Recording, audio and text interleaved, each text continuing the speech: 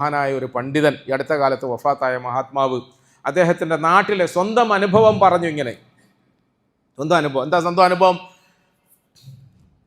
വിഭജനത്തിന് മുമ്പുള്ള നമ്മളുടെ ഈ രാജ്യം, വിശാലമായ ഇന്ത്യ, ആ രാജ്യത്തിൻ്റെ ഒരു കോണിലാണ് അദ്ദേഹം താമസിക്കുന്നത്. ആ രാജ്യത്തിൻ്റെ ഒരു കോണിൽ താമസിക്കുമ്പോൾ അദ്ദേഹത്തിൻ്റെ നാട്ടിൽ നിന്നും കുറേ ദൂരം സഞ്ചരിച്ചാൽ, നമ്മൾ എൻഡ് ഓഫ് വില്ലേജ് എന്നൊക്കെ പറയുന്നില്ലേ, ആ വില്ലേജിൻ്റെ എൻഡിൽ ഒരു പ്രത്യേക ചെറിയ ഗ്രാമമുണ്ട്, ഒരു ചെറിയ സ്ഥലമുണ്ട്. അവിടെ ഓണംകേറാമൂല എന്ന് മലയാളത്തിൽ പറയാൻ കഴിയും. ഇപ്പോഴത്തെ കാലമല്ലല്ലോ, കുറച്ച് കാലങ്ങൾക്ക് മുമ്പല്ലേ. ഇപ്പോഴല്ലേ എല്ലാവർക്കും 4 വീലും, 4 വീലിൽ പോകാൻ പറ്റാത്തവൻ 3 വീലും, 3 വീലിൽ പോകാൻ പറ്റാത്തവൻ 2 വീലും അല്ലേ, അങ്ങനെയൊക്കെ ആയി മാറിയത് ഇപ്പോഴാണല്ലോ. ഇതൊന്നുമില്ലാത്ത ഒരു കാലഘട്ടം ഉണ്ടായിരുന്നു. അന്ന് അദ്ദേഹം പറയാണ്, എൻ്റെ വീട്ടിൽ നിന്നും കുറേ ദൂരം അവിടെ ഒരു ഹള്ളി ഏരിയ ഉണ്ട്, ഒരു റൂറൽ ഏരിയ. അവിടത്തേക്ക് ബസ്സും കാറും വണ്ടിയും ഒന്നും പോകില്ല എന്ന് മാത്രമല്ല, ഒരു വാഹന സൗകര്യങ്ങളോ റോഡ് സൗകര്യങ്ങളോ ഒന്നുമില്ല. അവിടെ പക്ഷേ കുറേ ആളുകൾ താമസിക്കുന്നുണ്ട്, ആളുകൾ തിങ്ങി താമസിക്കുന്നു. അവിടെ നിന്നും ആളുകൾ രാവിലെ അത്യാവശ്യങ്ങൾക്ക് വേണ്ടിയിട്ട് നാട്ടിൽ പോകാൻ വേണ്ടി, അങ്ങനെയാണ്, കാട്ടിൽ നിന്നും ഇറങ്ങിയിട്ട് നാട്ടിൽ പോകുന്നു എന്നാണ് പണ്ടത്തെ ഭാഷാപ്രയോഗം തന്നെ. നാട്ടിലേക്ക് പോകാൻ വേണ്ടി, ഒരു ഡോക്ടറെ കാണണം, മരുന്ന് വാങ്ങിക്കണം, സാധനം വാങ്ങിക്കണം, അതിനൊക്കെ വേണ്ടിയിട്ട് ഒന്ന് ബസ് കിട്ടാൻ വേണ്ടിയിട്ട് ഇത്രയും ദൂരം നടന്നിട്ട് വേണം ഞങ്ങളുടെ വീട്ടിൻ്റെ അരികിൽ വന്ന് കാത്തു നിൽക്കാൻ. അവിടം വരെ ബസ് വരും, അവിടുന്ന് അങ്ങോട്ട് ബസ് ഉണ്ടാവില്ല. ശരിക്കും ശ്രദ്ധിക്കണേ. നിർത്തണോ ബസ് നിർത്തണോന്ന് ഞാൻ ചോദിച്ചത്. ബസ് നിർത്തണോ അല്ല പ്രസംഗം നിർത്തണോ? ഇങ്ങനെ ദൂരം നടന്നിട്ട് വാഹനം കാത്തു നിൽക്കുന്ന എൻ്റെ വീടിൻ്റെ പരിസരത്ത് ആ വീട്ടിലെ ഒരു ചെറുപ്പക്കാരൻ വിവാഹിതനായി, നല്ലൊരു പെൺകുട്ടിയെ കൂട്ടിക്കൊണ്ടുവന്നു. ആ പെൺകുട്ടി വീട്ടിൽ വന്നതോടുകൂടി വീട്ടിൻ്റെ ഉള്ളിൽ നല്ല ഐശ്വര്യമായി, സന്തോഷമായി. നല്ല പെൺകുട്ടി, ദീനുള്ള പെൺകുട്ടി. നമ്മളതൊക്കെ ഇന്നലെ പറഞ്ഞു. ദീനെന്ന് പറഞ്ഞാൽ ഭർത്താവിൻ്റെ കിടപ്പറയിൽ, അയാളുടെ ദസ്തർഖാനിൽ, അഥവാ അയാളുടെ തീൻമേശയിൽ അയാളെ സന്തോഷിപ്പിക്കലാണ് ഏറ്റവും വലിയ ദീന്. അത് ശ്രദ്ധിക്കണം. അല്ലാതെ നിൻ്റെ തഹജ്ജുദ് നിസ്കാരവും, നിൻ്റെ സുന്നത്ത് നോമ്പും, നിൻ്റെ ബുർക്കയും, നിൻ്റെ നിഖാബും, അതിനകത്തുള്ള നിൻ്റെ കടുപ്പിടുത്തവും, അതും കൊണ്ടൊന്നും ഭാര്യാഭർത്തൃ ബന്ധം വിജയകരമാവില്ല. അതുപോലെ നേരെ തിരിച്ചും, നിൻ്റെ തൊപ്പിയും, നിൻ്റെ താടിയും, നിൻ്റെ ദീനും, നിൻ്റെ ദീനീ പ്രസംഗവും പ്രബോധനവും, എന്നിട്ട് ഭാര്യ മക്കളെ നോക്കാണ്ടിരിക്കലും, അതും ഇസ്ലാമല്ല. അതൊന്നും അള്ളാഹുവിൻ്റെ റസൂൽ സമ്മതിച്ചിട്ടില്ല. അതൊക്കെ ശ്രദ്ധിക്കണം. അങ്ങനെ ഒന്നും കുഴപ്പം സൃഷ്ടിച്ചിട്ട് നമ്മളങ്ങ് സ്വർഗത്തിൽ പോകാമെന്ന് ആരും തെറ്റിദ്ധരിക്കരുത്. ഓരോരുത്തരും അവരവരുടെ കടമകൾ പൂർത്തീകരിക്കുക തന്നെ വേണം. ഇഖാമത്ത് കൊടുത്താൽ ഇമാമ് നിൽക്കാൻ വേണ്ടിയിട്ട് മെഹ്റാബിൽ കയറി നിൽക്കുന്നത് പോലെ വീട്ടിലെത്തിയാൽ എൻ്റെ ബാക്കി എല്ലാ തിരക്കും മാറ്റി വെച്ചിട്ട് ഞാൻ ഭാര്യനെ കാണണം, മക്കളെ കാണണം എന്ന് പറയുമ്പോൾ നിങ്ങൾ അത്ഭുതപ്പെടുന്നത്, ഇപ്പോൾ പലരും ഭാര്യനെ കാണാറില്ല, മക്കളെ കാണാറില്ല. അപ്പോൾ നിങ്ങൾ ചോദിക്കും, കാണാറില്ല. നിങ്ങൾ കയറുമ്പം നിങ്ങളുടെ ഉള്ളു നിറയെ വേറെ എന്തൊക്കെയോ ചിത്രങ്ങളുമായിട്ടാണ്, ടെൻഷനുകളായിട്ടാണ് കയറുക. അതുകൊണ്ട് കണ്ണുകൊണ്ട് ഇങ്ങനെ കാണുന്നുണ്ടെങ്കിൽ അങ്ങ് പോക്കാണ്, ഒരു തരം ലഹരിയിലാണ്. ഭൂരിപക്ഷം കുട്ടികളും ലഹരി പദാർത്ഥങ്ങൾ ഉപയോഗിച്ചിട്ട് അപ്രകാരം ലക്കും ലഗാനും ഇല്ലാതെ വരുമ്പോൾ ഭൗതികമായ ചിന്തകളിൽ ലഹരി ബാധിതരായി നമ്മളിൽ അധിക പേരും വീട്ടിൽ ചെല്ലുമ്പോൾ നമ്മൾ ഭാര്യനെ കാണാറില്ല, മക്കളെ കാണാറില്ല, കുടുംബത്തോടൊപ്പം ഇരിക്കാറില്ല, കുടുംബത്തോടൊപ്പം സംസാരിക്കാറില്ല. ഇത് ഞാൻ സാഹിത്യം പറയാമെന്ന് ആരും തെറ്റിദ്ധരിക്കാൻ വേണ്ട, സംഭവിച്ചുകൊണ്ടിരിക്കുന്ന അതാണ്. നമ്മൾ പുറത്ത് നമ്മളുടെ ടെൻഷനും കൊണ്ട് വീട്ടിൻ്റെ ഉള്ളിലേക്ക് കയറരുത് എന്ന് ഞാൻ പറയുന്നതല്ല. ഹബീബായ റസൂൽ സല്ലല്ലാഹു അലൈഹി വസല്ലം തങ്ങളും ഖദീജത്തുൽ കുബ്രയും തമ്മിലുള്ള കുടുംബജീവിതത്തിൽ നമുക്ക് വായിച്ചെടുക്കാൻ കഴിയുന്ന നിയമങ്ങളാണിതൊക്കെ. ഇങ്ങനെ നമ്മൾ നമ്മളുടെ ഭാര്യയോടുള്ള ബന്ധം ശ്രദ്ധിക്കണം, മക്കളോടുള്ള ബന്ധം ശ്രദ്ധിക്കണം, ഭാര്യമാർ ഭർത്താക്കന്മാരോടുള്ള ബന്ധം ശ്രദ്ധിക്കണം. അവരുടെ ദീൻ എന്ന് പറയുന്നത്, അവളുടെ സ്വർഗം എന്ന് പറയുന്നത് ഭർത്താവാണ്. അതുകൊണ്ട് പ്രിയപ്പെട്ടവരെ, ഇങ്ങനെയൊക്കെ ഒരു പെൺകുട്ടി വീട്ടിൽ വന്നു, അവൾ നല്ല നിസ്കാരക്കാരിയാണ്, നോമ്പുകാരിയാണ്, നല്ല കർമ്മങ്ങളൊക്കെ ചെയ്യുന്നുണ്ട്, ആ വീടിനെ ഐശ്വര്യപൂർണ്ണമാക്കിക്കൊണ്ട് നല്ല സ്വഭാവവും നല്ല പെരുമാറ്റവും ഒക്കെ ആയി കഴിയുന്നുണ്ട്. ഒരു ദിവസം ഭാര്യയും ഭർത്താവും ഒന്നിച്ചിരുന്ന് ഇങ്ങനെ സംസാരിക്കും. ഭർത്താവ് അത്യാവശ്യം സാമ്പത്തിക ശേഷിയൊക്കെ ഉള്ള ഒരാൾ ഭർത്താവിനോട് പറഞ്ഞു, അല്ല, ഞാനിങ്ങനെ ചിന്തിക്കുകയായിരുന്നു, നമ്മുടെ വീട്ടിൻ്റെ മുമ്പിൽ ഇത്രയും ദൂരെ നിന്ന് കുറേ ആളുകൾ ഇങ്ങനെ വരുന്നില്ലേ, അവർ ചിലർ കുട്ടികളെടുത്തിട്ട് വരുന്നു, വലിയ സാമാനം എടുത്തിട്ട് വരുന്നു, നടന്ന് ക്ഷീണിച്ച് തളർന്നു വരുന്നു. ഇവിടെ വരുമ്പം ഈ കടുപ്പപ്പെട്ട, നമ്മുടെ ഇവിടുത്തെ ചൂടല്ലല്ലോ, അങ്ങനത്തെ ചൂടല്ലേ, ഭയങ്കര കടുപ്പപ്പെട്ട ചൂടിൽ അവർ വെയിലത്ത് കാത്തു നിൽക്കുന്നു. ചില ദിവസങ്ങളിൽ അവർ വന്ന് കാത്തു നിൽക്കുമ്പോൾ അവർ പ്രതീക്ഷിക്കുന്ന ബസ്സില്ല, ബസ് പോയി, പിന്നെ ഈ പാവങ്ങൾ അവിടെ നിന്ന് വീണ്ടും നടന്നു പോകുന്നു. അപ്പോൾ എനിക്കൊരു എളിയ അപേക്ഷയുണ്ട്, ഭർത്താവിനോട് ഭാര്യ പറയുക, ഒരു എളിയ അപേക്ഷ. എന്താ അപേക്ഷ? നമുക്ക് അൽഹംദുലില്ലാ അത്യാവശ്യം സമ്പത്തൊക്കെ ഉണ്ടല്ലോ, നമുക്കൊരു ചെറിയൊരു വെയിറ്റിംഗ് ഷെഡ് അവിടെ പണിഞ്ഞു കൊടുത്താലോ? ഒരു വെയിറ്റിംഗ് ഷെഡ്. നല്ല കാര്യമല്ലേ നീ പറഞ്ഞത്? അൽഹംദുലില്ലാ, നല്ല കാര്യമാണ്. വെയിറ്റിംഗ് ഷെഡ് ഞാൻ പണിഞ്ഞു കൊടുക്കും. നാളെ തന്നെ ആളെ എല്ലാം വിളിച്ചു. അത്യാവശ്യം മോശമല്ലാത്ത രൂപത്തിൽ ഒരു ബസ് വെയിറ്റിംഗ് ഷെഡ് അവിടെ പണി പൂർത്തിയാക്കി. ഈ നടന്ന് ക്ഷീണിച്ചു വരുന്ന മക്കളെയും പൊക്കി സാധനവും പൊക്കി വരുന്ന സ്ത്രീകളും പുരുഷന്മാരും വൃദ്ധന്മാരും അതിൽ കയറി ഇങ്ങനെ ഇരുന്നിട്ട് സന്തോഷത്തോടെ അവരിങ്ങനെ ദ്വാരക്കാൻ തുടങ്ങി. ഭയങ്കര സന്തോഷമല്ലേ, ഭയങ്കര സന്തോഷം. അത് വല്ലാതെ ആശ്വാസമായി. ആളുകൾ ദ്വാരുന്നു. കുറച്ച് നാളുകൾ കഴിഞ്ഞപ്പോൾ ഒരു പ്രാവശ്യം ഇതേപോലെ രാത്രി ഭാര്യ ഭർത്താവിനോട് സംസാരിച്ചപ്പോൾ ഭർത്താവിനോട് ഭാര്യ പറഞ്ഞു, അല്ല നമ്മൾ വെയിറ്റിംഗ് ഷെഡൊക്കെ ഉണ്ടാക്കി ഭയങ്കര സന്തോഷം, എല്ലാവരും ദ്വാരക്കുന്നുണ്ട്, എനിക്കൊരു അഭിപ്രായമുണ്ട്, നമുക്ക് അവിടെ അവർക്ക് ഇരിക്കാൻ പറ്റുന്ന കുറച്ച് ബെഞ്ചോ അങ്ങനത്തെ എന്തെങ്കിലുമൊക്കെ സാധനങ്ങൾ വാങ്ങിച്ചിട്ട് കൊടുത്താൽ നല്ലതായിരുന്നു. നല്ല കാര്യമാണ്. അദ്ദേഹം ഭാര്യയുടെ നിർദ്ദേശപ്രകാരം ബെഞ്ചും സാധനങ്ങളും ഒക്കെ ഏർപ്പാടാക്കി. കുറച്ച് ദിവസം കഴിഞ്ഞപ്പം വീണ്ടും ഇവൾക്കൊരു ചാൻസ് കിട്ടിയപ്പോൾ ഇവൾ ഭർത്താവിനോട് പറഞ്ഞു, എൻ്റെ ഒരു അഭിപ്രായം എന്ന് പറഞ്ഞാൽ ഇത്ര കടുപ്പപ്പെട്ട ചൂട്ടിൽ ആളുകളൊക്കെ നടന്ന് തളർന്ന് വന്ന് ക്ഷീണിച്ചിരിക്കുമ്പോൾ അവർക്ക് കുടിക്കാൻ വേണ്ടിയിട്ട് ഒരു മൺകലമോ, ഇപ്പോഴാണല്ലോ കൂളറും ഒക്കെ ആയത്, വാട്ടർ കൂളറൊക്കെ ആയത്, ഒരു മൺകലം പോലെയുള്ള സാധനം സജ്ജീകരിച്ചിട്ട് കുറച്ച് വെള്ളം നമുക്കിങ്ങനെ അതിനകത്ത് നിറയ്ക്കാം, തീരുന്നതിനനുസരിച്ച് നമുക്ക് കൊണ്ട് നിറയ്ക്കാം. നല്ല കാര്യമാണ്. വഴിയാത്രക്കാർക്ക് വെള്ളം കുടിപ്പിക്കുക, അത്ര നല്ല കാര്യമാണ്. പാത്രം ഏർപ്പാടാക്കി, വെള്ളം നിറച്ചു. വരുന്ന ആളുകൾക്ക് ഭയങ്കര ആശ്വാസമായി, കയറി ഇരിക്കാൻ ഒരിടമായി, ദാഹിക്കുമ്പോൾ കുടിക്കാൻ വെള്ളമായി. നാട്ടുകാരെല്ലാം ഈ പെണ്ണിന് വേണ്ടി, പെണ്ണിൻ്റെ വീട്ടുകാർക്ക് വേണ്ടി, ഭർത്താവിന് വേണ്ടി അകമഴിഞ്ഞ് ദുആ ചെയ്തു. പ്രിയപ്പെട്ടവരെ, ഞാൻ ഇനി പറയുന്നത് ശ്രദ്ധിക്കണേ. കുറച്ച് ദിവസം ഇങ്ങനെ ഓരോന്നോരോന്ന് പുരോഗതി പ്രാപിച്ച് വരുമ്പം ഇവൻ്റെ സുഹൃത്തുക്കളെന്ന് പറയുന്ന കുറച്ച് കുറാണ്ടന്മാരുണ്ടായിരുന്നു, കുറച്ച് ചങ്ങായിമാർ. അവന്മാരൊരു ദിവസം ഇവർ വിളിച്ചിട്ട്, അല്ലടാ എന്താ നിൻ്റെ വിചാരം, എങ്ങോട്ടാണ് നിൻ്റെ പോക്ക്?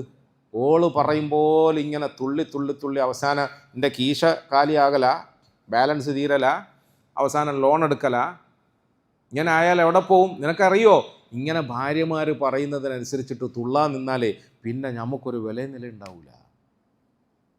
ആദ്യം പറഞ്ഞപ്പോൾ ഹേ എന്നെല്ലാം വിചാരിച്ച്, പിന്നെ ഇവന്മാരിങ്ങനെ പറയാൻ തുടങ്ങിയപ്പോൾ ഇയാളുടെ മനസ്സ് ശരിയല്ലേ, ഓളിങ്ങനെ ഓരോ ദിവസവും ഓരോന്ന് ഓർഡർ ഇടുമ്പോൾ ഞാൻ അങ്ങനെ സാധിച്ചു കൊടുത്താൽ ഞാനൊരു അടിമയാവുകയും ചെയ്യും, മറുഭാഗത്ത് എൻ്റെ കീശ കാലിയാവുകയും ചെയ്യും. ശരിയല്ലേ? പ്രിയപ്പെട്ടവരെ, ഈ കാണുന്ന കൂട്ടുകാരെന്ന് പറയുന്ന ദ്രോഹികൾ ഇവനെ ബ്രെയിൻ വാഷ് ചെയ്ത് ശരിയാണ് എന്ന തോന്നലിലേക്ക് എത്തിച്ചു. ഇവനൊരു സുപ്രഭാതത്തിൽ ഒരു ക്രൂരമായ കർമ്മം ചെയ്തു. എപ്രകാരം ആ പാവങ്ങൾക്ക് വേണ്ടിയിട്ട് സംവിധാനങ്ങളൊക്കെ ഏർപ്പെടുത്തിയിരുന്നോ, ഒരു സുപ്രഭാതത്തിൽ ഇത് മുഴുവൻ അയാൾ അടിച്ച് തകർത്ത് തരിപ്പണാക്കി എടുത്ത് കളഞ്ഞു. ഇത് കഥയല്ല കേട്ടോ, സംഭവമാണ്, അനുഭവമാണ്, ചരിത്രമാണ്, വസ്തുതയാണ്, യാഥാർത്ഥ്യമാണ്. ഒരു പക്ഷേ ആ നാട്ടിൽ നടന്നത് ഇങ്ങനെയാണെങ്കിൽ നമ്മുടെ വീടുകളിലൊക്കെ ഇതല്ലാത്ത മറ്റു പല കോലങ്ങളിലും ഇന്നും സംഭവിച്ചുകൊണ്ടിരിക്കുന്ന ലൈവായിട്ടുള്ള പരിപാടികളാണ്. മനസ്സിലാവുന്നുണ്ടല്ലോ? അള്ളാഹു മനസ്സിലാക്കി തരുമാറാകട്ടെ. കൂട്ടുകാരുടെ നിർബന്ധത്തിന് വഴങ്ങി, ബ്രെയിൻ വാഷിന് വഴങ്ങി പെണ്ണിനടിമപ്പെട്ട് പ്രവർത്തിക്കാൻ പറ്റൂല, കീശ കാലിയാക്കാൻ പറ്റൂല. ശരിയാണ്, എല്ലാം തകർന്നു. പാവം ഈ പെൺകുട്ടിയുടെ മനസ്സ് വല്ലാതെ വേദനിച്ചു. പക്ഷേ അവൾ ഇത് സഹിച്ച് ക്ഷമിച്ച് ഒരക്ഷരം മിണ്ടാതെ ഭർത്താവിനോട് സാധാരണ പോലെ തന്നെ പെരുമാറി. ഒരക്ഷരം. അവിടെയാണ് കുടുംബജീവിതത്തിൻ്റെ വിജയത്തെ നമ്മൾ മുമ്പിൽ വെക്കേണ്ടത്. കുടുംബജീവിതത്തിൽ ഭർത്താവ് ആരാൻ്റെ വാക്കുകളൊക്കെ കേട്ടിട്ട് ഇങ്ങനെയൊക്കെ ക്രൂരമായ കർമ്മങ്ങൾ ചെയ്ത് വീട്ടിലേക്ക് വരുമ്പോൾ അയാൾ ഇങ്ങനെ ഒരു യുദ്ധം ജയിച്ച മികവോടുകൂടി ആയിരിക്കും വരിക. അയാളെന്താ മനസ്സിലാക്കുക? എങ്ങാനും ഞാൻ വീട്ടിൽ കയറുമ്പം ഓളെങ്ങാനും എന്നെ ചോദ്യം ചെയ്താൽ അത് അടിച്ചുടയ്ക്കാൻ ഉപയോഗിച്ചതുകൊണ്ട് ഓളെ തലമുണ്ട ഞാൻ അടിച്ചു പൊട്ടിക്കും. അയാൾ ആ വികാരത്തോടെ വരിക. ആ വികാരത്തോടെ കയറി വരുന്ന ഭർത്താവിൻ്റെ പ്രവർത്തനത്തോട്, വരവിനോട് അതേ അളവിൽ, അതേ നാണയത്തിൽ ഭാര്യ തിരിച്ചടിച്ചിരുന്നുവെങ്കിൽ ശരിയാ, കുടുംബം തകരുമായിരുന്നു. അവിടെയാണ് ഞാൻ ഇന്നലെ പറഞ്ഞില്ലേ, മൗനം ദീക്ഷിച്ച് പഠിക്കണം മുസ്ലിമീങ്ങൾ. മൗനം ദീക്ഷിച്ച് ചില ഇടങ്ങളിൽ മിണ്ടാണ്ടിരുന്നേക്കണം. നമ്മൾ പൊട്ടനാണെന്ന് ചിലപ്പോൾ ആളുകൾ പറയും, പറഞ്ഞോട്ടെ. നമ്മൾ പൊട്ടനാണെന്ന് ചിലപ്പോൾ ആളുകൾ പറയും, പറഞ്ഞോട്ടെ. മണ്ടനാണെന്ന് ആളുകൾ പറയും, പറഞ്ഞോട്ടെ. നട്ടലില്ല എന്ന് പറയും, പറഞ്ഞോട്ടെ. ഇടയ്ക്കിടയ്ക്ക് നട്ടലില്ലെന്നങ്ങ് വിചാരിച്ചോണം. ഇന്നലെ ഞാൻ പറഞ്ഞത് നട്ടൽ വേണമെന്നാണ്, ഓർമ്മ വേണം. ഒന്നും മാറിപ്പോകരുത്. നട്ടൽ വേണം, നട്ടൽ ആവശ്യമാണ്. പക്ഷേ ചില സമയത്ത് തൽക്കാലം എനിക്ക് നട്ടലില്ല എന്ന് വിചാരിച്ചു. കാരണം എന്താണെന്നറിയോ? ആ കുടുംബം തകരാതിരിക്കാൻ. പാവം പെണ്ണ് ഇയാളുടെ ഈ ജോഷിൻ്റെ മുമ്പിൽ, ഇയാളുടെ വികാരത്തിൻ്റെ മുമ്പിൽ ഒരക്ഷരം മിണ്ടാതിരുന്നു, ഒന്നും പറഞ്ഞില്ല. ഇയാൾ തന്നെ പിന്നെ ഇങ്ങനെ നോക്കും. കുറേ ആൾ നോക്കി പ്രതീക്ഷിച്ചില്ല, പ്രതികരണമൊന്നുമില്ല. പിന്നെ സാധനം അവിടെ താഴെ ഇട്ടിട്ട് അയാൾ സാധാരണ പോലെ. കുറച്ച് ദിവസങ്ങൾ ഇങ്ങനെ പോയി. പ്രിയപ്പെട്ടവരെ, ഒരു ദിവസം ഇവളൊന്നും ഇങ്ങോട്ട് പറയാണ്ടായപ്പോൾ ഇയാൾ അങ്ങോട്ട് ചോദിച്ചു, അല്ല നിനക്ക് എന്തോ ഒരു മൂഡ് ഓഫ് എല്ലാം കാണുന്നു, ഒരു മൂഡ് ഓഫ് എല്ലാം കാണുന്നു, ഒരു വെറുപ്പെല്ലാം കാണുന്നു, എന്താ വിഷയമാണ്? അങ്ങനെ ഒന്നുമില്ല, എന്നാ വാ നമുക്ക് രണ്ടുമൊക്കെ ഒന്ന് പുറത്ത് പോവാം, ഔട്ടിങ്ങിന് പോകാമെന്ന് പറഞ്ഞു. ഔട്ടിങ്ങിന് നമുക്ക് രണ്ടാക്കൊന്ന് പുറത്ത് പോവാം. ഔട്ടിങ്ങിന് പോകാമെന്ന് പറഞ്ഞാൽ ഏതെങ്കിലും ബീച്ചിൽ പോകാമെന്നോ അല്ലെങ്കിൽ ഏതെങ്കിലും പാർക്കിൽ പോകാമെന്നോ അങ്ങനെ എവിടെയെങ്കിലും ആണല്ലോ. അങ്ങനല്ല, നമുക്ക് നമ്മുടെ തോട്ടത്തിലേക്ക് പോകാം. വലിയ പൈസക്കാരനല്ലേ, നമ്മുടെ തോട്ടത്തിലേക്ക് പോകാം, വാ കുറച്ച് സമയം അവിടെ പോയി ഒറ്റയ്ക്കിരിക്കാം, നമുക്ക് രണ്ടാക്കും സംസാരിക്കാം. പ്രിയപ്പെട്ടവരെ, അവർ രണ്ടുപേരും അങ്ങനെ. എന്നാൽ പിന്നെ ഔട്ടിങ്ങിനോ ഈ ഭാര്യ ഒരു ഭാവവ്യത്യാസവും ഇല്ലാതെ ഭർത്താവ് വിളിച്ചല്ലേ സന്തോഷത്തോടുകൂടി അദ്ദേഹത്തിനോടൊപ്പം കയറി വാഹനത്തിൽ യാത്ര ചെയ്ത് കുറേ ദൂരം പോയി അവരുടെ വിശാലമായ തോട്ടത്തിൽ കൃഷിയിടത്തിൽ ചെന്നെത്തിയപ്പം അവിടെ കുറേ പണിക്കാരുണ്ട്, കിണറുണ്ട്, കിണറിനകത്ത് മോട്ടറുണ്ട്, പമ്പ് ചെയ്ത് ഇങ്ങനെ വെള്ളം ഒഴിച്ച് വലിയ വിശാലമായ കൃഷിയിടത്തെ നനയ്ക്കുന്നുണ്ട്. ഇവളോട് അയാൾ പറഞ്ഞു, നീ ഒരു കാര്യം ചെയ്യുക, കുറച്ച് സമയത്തായി ഈ പമ്പ് ഹൗസിൻ്റെ ഉള്ളിൽ തണലിൽ അവിടെ നിൽക്ക്, ഞാനൊന്ന് പണിക്കാരെ നോക്കിയിട്ട് വരട്ടെ, അവർക്ക് ചിലർ പൈസ കൊടുത്തിട്ട് വരാം, നീ പമ്പ് ഹൗസിൻ്റെ തണലിൽ ഇവിടെ നിൽക്ക് എന്ന് പറഞ്ഞിട്ട് അയാൾ പോയി. അയാൾ പണിക്കാരെല്ലാം കണ്ട് കുറേ നേരം കഴിഞ്ഞ് തിരിച്ചു വന്നപ്പോൾ ഈ പൊരി വെയിലത്താണ്, പമ്പ് ഹൗസിൻ്റെ തണലിൽ ഇവളിങ്ങനെ നിൽക്കുകയാണ്. ഇയാൾ വന്നതൊന്നും ഇവൾ അറിഞ്ഞില്ല. ഇവളിങ്ങനെ എന്തോ ഒന്നിലേക്ക് ഇങ്ങനെ ശ്രദ്ധിച്ച് നോക്കിക്കൊണ്ടേ നിൽക്കുകയാണ്. ഇയാൾ പിന്നിൽ നിന്നും പിന്നെ നോക്കുമ്പം എന്താ അവളിങ്ങനെ ശ്രദ്ധിക്കുന്നത്? ഒന്നുമല്ല, കിണറ്റിൽ നിന്നും ഒരു പമ്പ് വെച്ചിട്ട് ശക്തമായ നിലയിൽ വെള്ളം പമ്പ് ചെയ്ത് ഈ തോട്ടത്തിലെല്ലാം ഒഴിച്ചുകൊണ്ടേയിരിക്കുകയാണ്. ശക്തമായി വെള്ളം, വേറെ ഒന്നും അവിടെ കാണുന്നില്ല, 4 ഭാഗം നോക്കിയിട്ടൊന്നും കാണുന്നില്ല. എന്താ? ഒന്നുമില്ല, പോവാ, ബാ, നീ എന്താ നോക്കിക്കൊണ്ടേ? ഒന്നുമില്ല. തിരിച്ച് വീട്ടിൽ വന്നു. രാത്രിയിൽ ഒന്നിച്ച് കിടക്കാൻ വേണ്ടി പോകുമ്പം ഇയാൾ ചോദിച്ചു, അല്ല നീ എന്തായിരുന്നു അവിടെ അത്രയും ഗഹനമായി നോക്കിയത്? എന്തായിരുന്നു നീ ചിന്തിച്ചത്? വല്ല വേറൊന്നും അല്ല, ഞാനിങ്ങനെ ചിന്തിക്കുകയായിരുന്നു, ഇത്രയും വിശാലമായ കൃഷിയിടം, അതിലൊക്കെ ആവശ്യമായ വെള്ളം മണിക്കൂറുകളോളം ഇങ്ങനെ മോട്ടർ വെച്ച് പമ്പ് ചെയ്ത് ഇങ്ങനെ പോയിക്കൊണ്ടേയിരിക്കുന്നു. പക്ഷെ കിണറ്റിലാണെങ്കിൽ തീരെ വെള്ളം കുറയുന്നുമില്ല. പമ്പ് ചെയ്യുന്നതിനനുസരിച്ചിട്ട് കിണറ്റിന് ഇങ്ങനെ വെള്ളം വന്നുകൊണ്ടേ അങ്ങനെ തന്നെയല്ലേ, പമ്പ് ചെയ്യുന്നതിനനുസരിച്ച് വെള്ളം വന്നുകൊണ്ടേ ഇരിക്കും.